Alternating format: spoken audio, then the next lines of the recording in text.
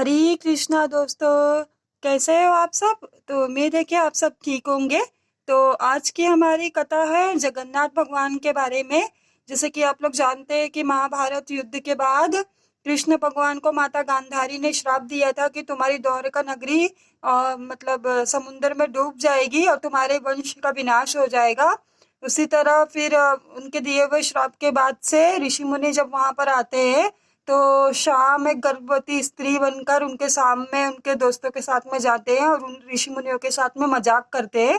तो ऋषि मुनि उनसे उन्हें श्राप देते हैं और उन्हें कहते हैं कि इनके गर्भ से एक शूल की भांति एक त्रिशूल का ऐसा जो छोटा सा होता है जिसे धनुष बनाते हैं वो निकलेगा और इसी से तुम्हारे कुल का यानी कृष्ण भगवान का अंत होगा।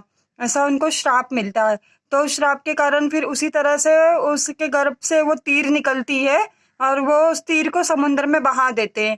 और समुद्र में जब वो तीर को बहाते हैं तो उस तीर को एक मछली खा जाती है अपने पेट में। तो उस मछली को मछुआरे पकड़ते हैं और उनके पेट से निकाल कर उस तीर का ना धनुष का जो बाण तीर होता है जो आगे वाला वो बना देते हैं। फिर एक दिन वन में श्री कृष्ण जब विश्राम कर रहे होते हैं तो शिकारी वहां जाते हैं और शिकारी को उनके पैरों के अंगूठे चमकते होते हैं ना, तो शिकारी को लगता है कि हिरण की आंखें चमक रही है। तो शिकारी उनके ऊपर तीर चला देते हैं और तीर चलाने की वजह से कृष्ण भगवान काफी जोर से चीखते हैं क्योंकि उनके अंगूठे में तीर लगी होती है, तो पैरों के अंगूठे में, तो काफी जोर से चीखते हैं।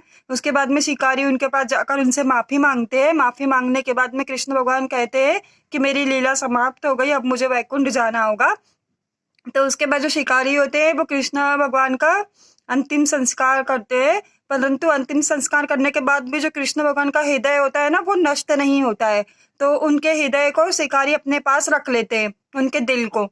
और अपने पास रखने के बाद में जब वो देखते हैं कि उनका दिल जैसे ही रोशनी के संपर्क में आता है तो उसमें से बिजली निकलने लगती है, यानी करंट लगने लगता है। तो उन दिल को कपड़े में बांध देते हैं और बहुत सारी जगह पर वो उन्हें बेचने की कोशिश करते हैं, बहुत सारे व्यापारियों को, पर किसी को पता नहीं था कि ये क्या है, तो कोई उसे लेता नहीं है। फिर अंत में थक हार कर जो शिकारी होते हैं ना वो बड़ी सी लकड़ी में कृष्ण जी के दिल को बांध कर समुद्र में प्रवाहित कर देते हैं। और जैसे कि उड़ीसा एक बहुत बड़ा शहर है, तो उड़ीसा में एक राजा थे, तो उस राजा को कृष्ण भगवान सपने में दर्शन देते हैं और उनसे कहते हैं कि तुम्हारी नगरी में समुद्र से बहते हुए मेरा हृदय आ रहा है, उसकी रक्षा करो। तो वो राजा समुद्र में बहते हुए कृष्ण भगवान के हृदय को निकालते हैं सिपाहियों से, मतलब उनके जो सैनिक होते हैं उनसे कहकर उन्हें बाहर निकालते हैं। और उसके बाद में फिर इस तरह से जगन्नाथ, बलराम और सुभद्रा माता की जो विग्रह है वो बनना स्टार्ट हो जाती है। तो जैसे कि उनकी विग्रह बनाने से पहले बहुत सारे धातुओं में उनकी विग्रह बनाने की कोशिश करते हैं और उनका दिल उसमें रखने की कोशिश करते हैं, परंतु उनके दिल में से ना अजीब तरह की रोशनी आती है, मतलब जैसे कि उनका दिल किसी भी धातु के संपर्क में आ रहा था तो सबको करंट लग रहा था। तो इसीलिए फिर ये निश्चित किया जाता है कि जगन्नाथ जी की विग्रह लकड़ी के इसमें बनाई जाएगी। तो लकड़ी के इसमें जगन्नाथ जी की विग्रह बनाई गई और फिर जगन्नाथ जी का जो दिल है उस विग्रह के अंदर स्थापित किया गया और फिर इस तरह से जगन्नाथ भगवान को पूजने लगे। तो आज हमारी जगन्नाथ जी कैसे प्रकट हुए इस बारे में हमने आपको बताया है। अगर आपको अच्छा लगे तो चैनल को लाइक सब्सक्राइब जरूर कीजिएगा और इसी तरह की कथाएं आपको सुनना हो तो बने रहिए हमारे साथ। हरे कृष्ण कृष्ण कृष्ण हरे हरे, हरे राम राम राम हरे हरे।